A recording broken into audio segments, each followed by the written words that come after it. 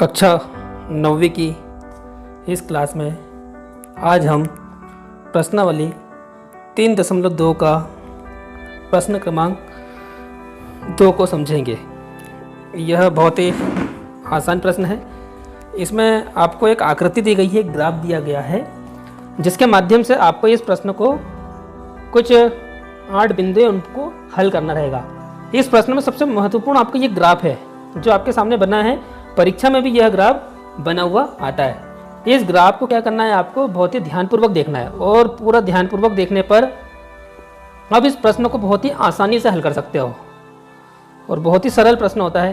पिछली क्लासों में आपको चतुर्थांश के बारे में बताया था कि ग्राफ किस तरह से बनता है, प्रथम चतुर्थांश कहाँ होता है, द्वितीय कहाँ होता है, तृतीय और ये चतुर्थांश होता है। इसके बारे में आप परिचित हो तो इसे मुझे ज़्यादा बताने की कोई भी आवश्यकता नहीं है। अब आप यहाँ पर देखिए, इस ग्राफ में कुछ बिंदु दिए हैं। कौन कौन से बिंदु दिए हैं? तो B, D, C, G, M, H, E और L भी दिया हुआ है आपको। इन सब बिंदुओं को ध्यानपूर्वक समझना है और जो प्रत्येक बिंदु है वो एक्स अक्ष या वाई अक्ष पर कहीं ना कहीं किसी का निर्देशांक को संकेतित कर रहा है। तो इस डायग्राम को ठीक से समझना है। आपको ये डायग्राम ठीक से समझ में आ गया होगा। इधर एक्स अक्ष धनात्मक पर 6 तक दिया है, इधर 5 तक, इधर ऋण 1 से ऋण 5 तक और नीचे साइड देखें वाई अक्ष ऋणात्मक पे तो ऋण 1 से ऋण 5 तक दिया है। तो ये ग्राफ को आपको ध्यानपूर्वक समझना है। जो आपकी किताब में है उसको वहाँ से भी आप देख सकते हो। अब देखिए यहाँ पर जो पहला प्रश्न है, क्या है पहला प्रश्न? बिंदु बी के निर्देशांक। बिंदु बी, तो आपको क्या बताना है कि जो बिंदु बी है, बिंदु बी के जो निर्देशांक है वो क्या है। तो इसमें एक बात ध्यान रखना कि जो एक्स अक्ष है पर जो बिंदु होता है उसको आगे लिखते हैं और वाई अक्ष वाले को पीछे लिखते हैं। अब बिंदु बी के निर्देशांक हम देखते हैं। तो बिंदु बी के निर्देशांक क्या है? तो बिंदु बी आपको देखिए ये नजर आ रहा है यहाँ पर। अब बिंदु बी एक्स अक्ष पर कहाँ पे मिल रहा है? आप देखोगे तो ऋण 5 पर मिल रहा है। तो यहाँ पर ऋण 5 को मैंने आगे लिख दिया, फिर कॉमा लगाया। और इधर कहाँ पर मिल रहा है आपका बिंदु? तो आप देखोगे कि वाई अक्ष जो चल रहा है ये वाला, यहाँ पर 2 पर मिल रहा है, जो रेड लाइन से मैंने करा हुआ है। तो ये हो जाएगा 2। तो आपके बिंदु बी के निर्देशांक, तो बिंदु बी के निर्देशांक आप क्या लिख दोगे यहाँ पे? आंसर ये हो गया आपका ऋण 5 और 2। ये आपका पहला आंसर आ गया है। उसके बाद है दूसरा प्रश्न, बिंदु सी के निर्देशांक। बिंदु सी के निर्देशांक क्या है? तो सी को आपको देखना है। तो सी आपको ये नजर आ रहा है। अब ये एक्स अक्ष पे कहाँ पे मिल रहा है? 5 पर, तो मैंने 5 लिख दिया। और इधर वाई अक्ष पे आपका जो मिल रहा है ऋण 5 पर, तो ये हो गया ऋण 5। तो बिंदु सी की जो निर्देशांक हो गए क्या हो गया? 5 और ऋण 5। तो यहाँ हो जाएगा आपका 5 ऋण 5, ये बिंदु सी के निर्देशांक। फिर उसके बाद जो अगला प्रश्न है, अगला प्रश्न क्या है आपका? निर्देशांक ऋण 3 ऋण 5 द्वारा पहचाना गया बिंदु। अब देखिए दोनों ऋणात्मक है, मतलब कि तृतीय चतुर्थांश में है।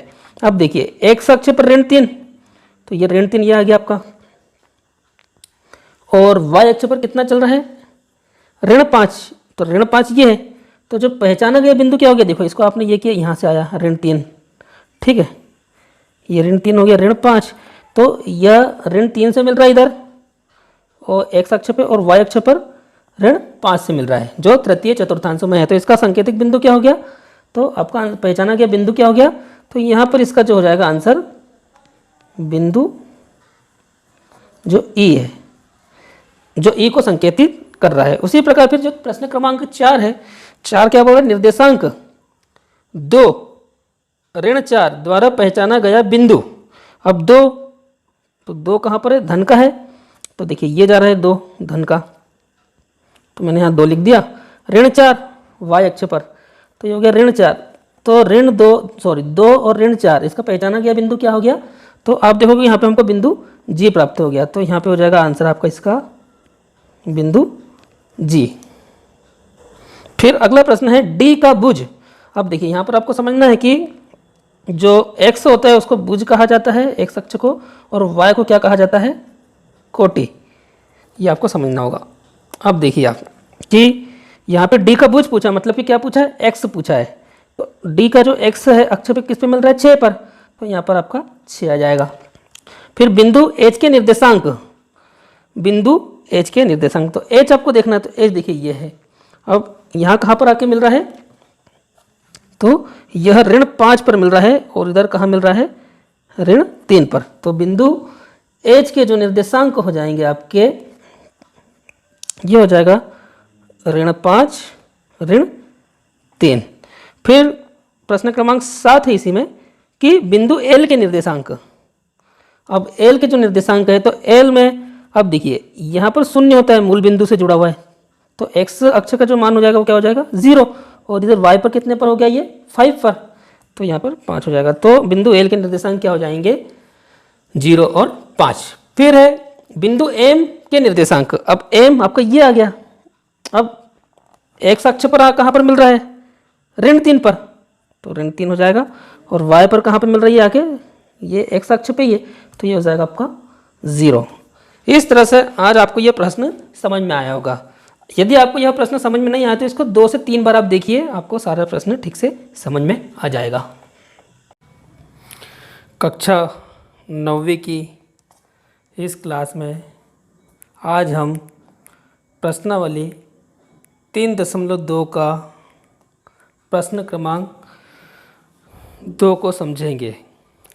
यह बहुत ही आसान प्रश्न है।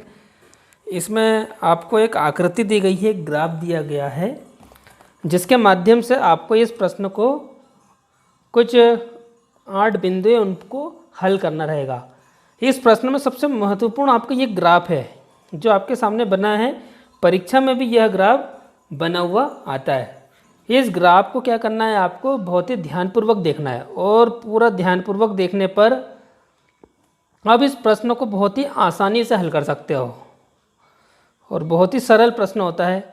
पिछली क्लासों में आपको चतुर्थांश के बारे में बताया था कि ग्राफ किस तरह से बनता है, प्रथम चतुर्थांश कहाँ होता है, द्वितीय कहाँ होता है, तृतीय और ये चतुर्थांश होता है। इसके बारे में आप परिचित हो, तो इसे मुझे ज़्यादा बताने की कोई भी आवश्यकता नहीं है।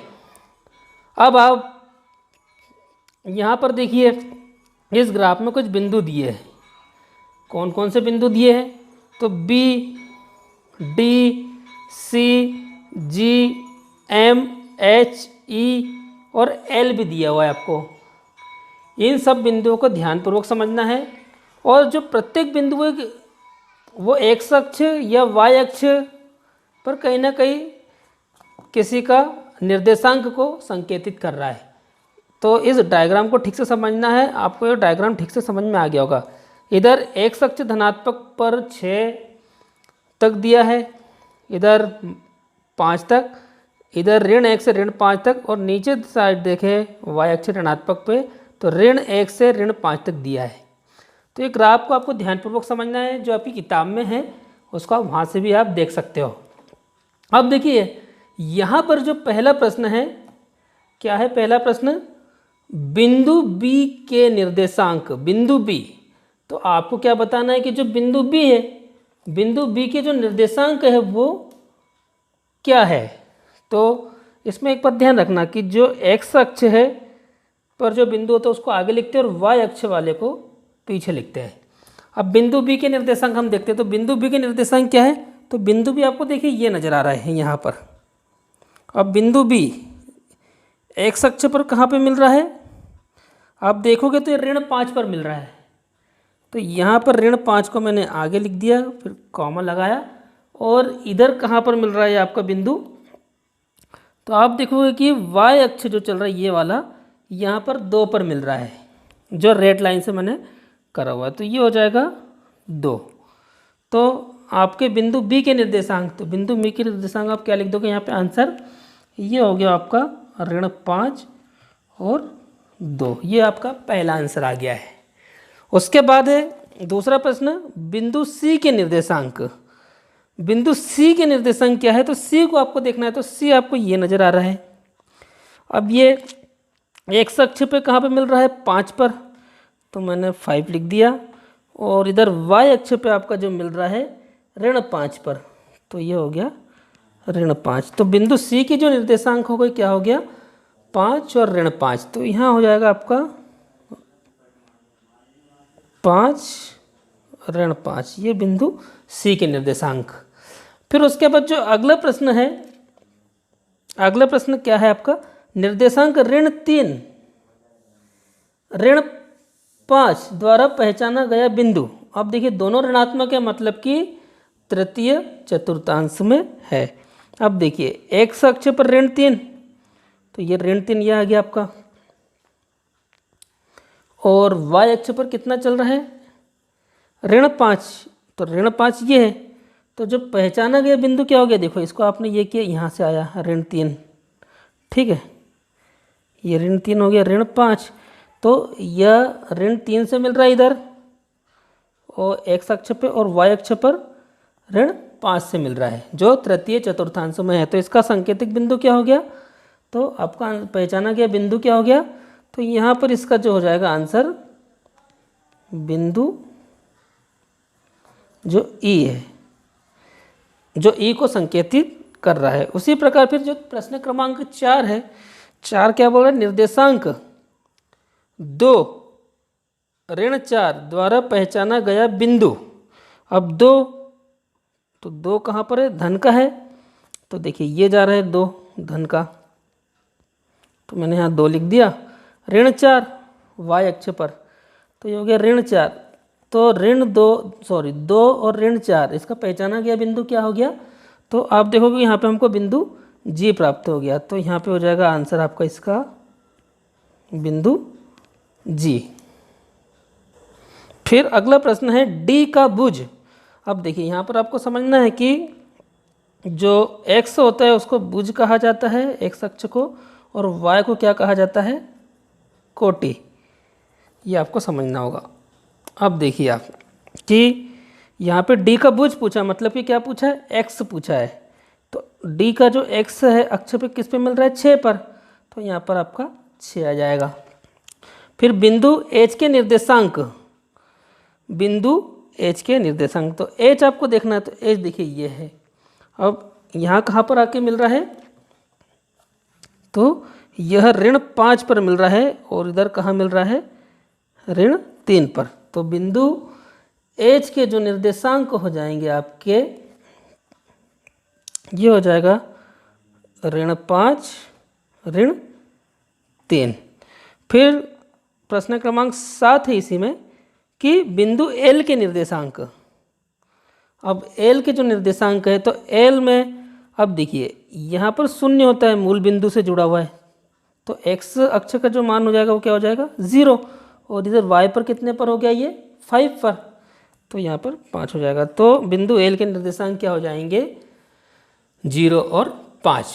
फिर है बिंदु M के निर्देशांक। अब M आपका ये आ गया, अब x अक्ष पर कहाँ पर मिल रहा है, ऋण 3 पर, तो ऋण 3 हो जाएगा, और y पर कहाँ पे मिल रही है आके, ये x अक्ष पे ही है, तो ये हो जाएगा आपका 0। इस तरह से आज आपको ये प्रश्न समझ में आया होगा। यदि आपको यह प्रश्न समझ में नहीं आया तो इसको 2 से 3 बार आप देखिए, आपको सारा प्रश्न ठीक से समझ में आ जाएगा।